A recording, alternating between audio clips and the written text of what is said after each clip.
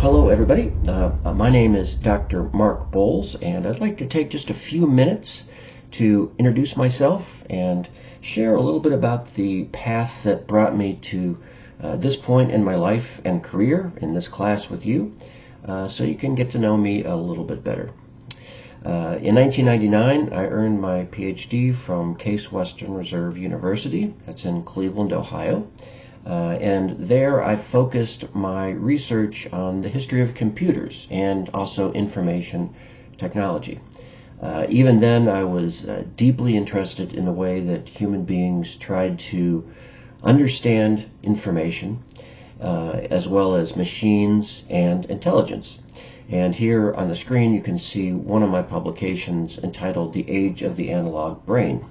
And these were analog computers back in the 1930s.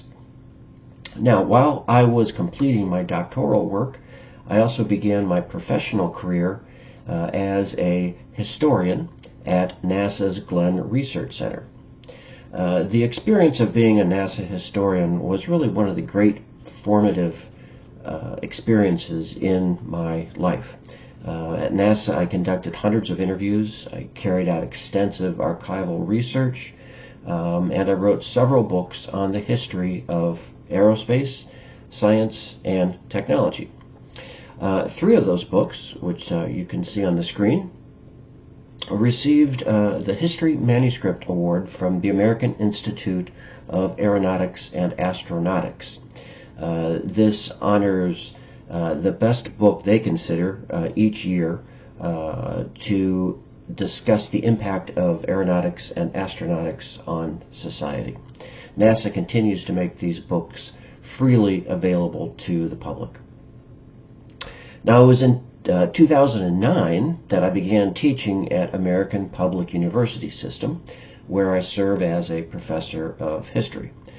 Teaching has really become one of the central callings in my life.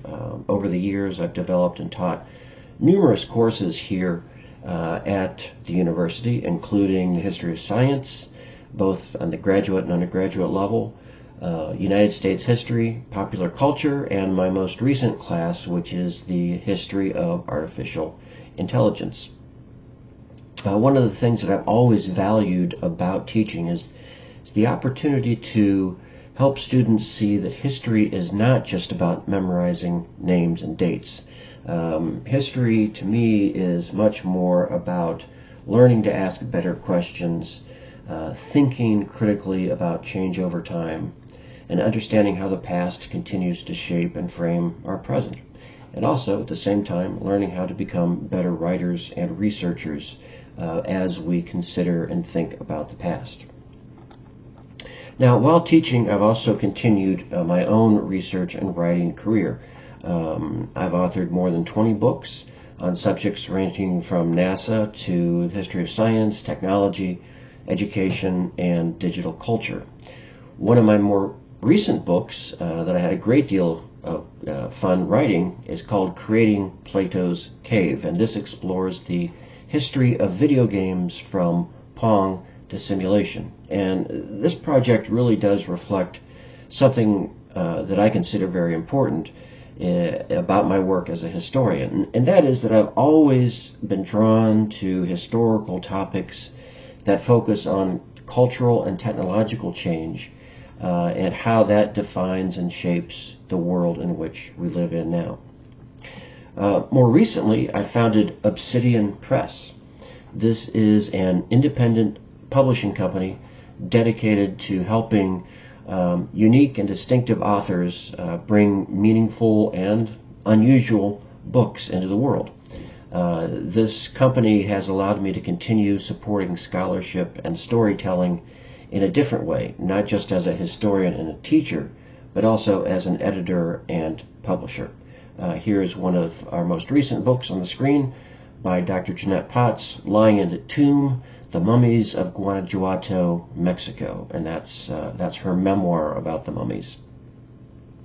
On a more personal note, I've been married to my wife Nancy since 1990, and together we have 3 daughters, Isabel, and our twin girls Emma and Sarah.